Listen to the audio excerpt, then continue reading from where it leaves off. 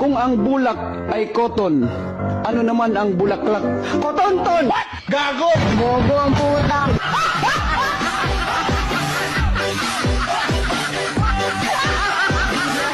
Ang laki na talaga ng kaibahan sa noon at ngayon, no?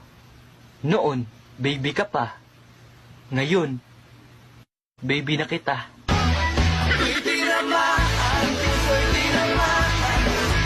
Kawawa talaga yung mga misis na hiniwalayan ng mga mister. Kasi yung apelyido dala-dala pa. Yung itlog nasa iba na.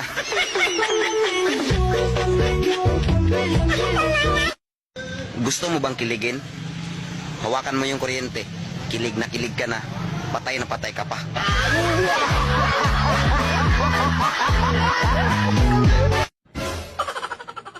Oh, ikaw pala ang bago? Yay! Mukha ka namang luma.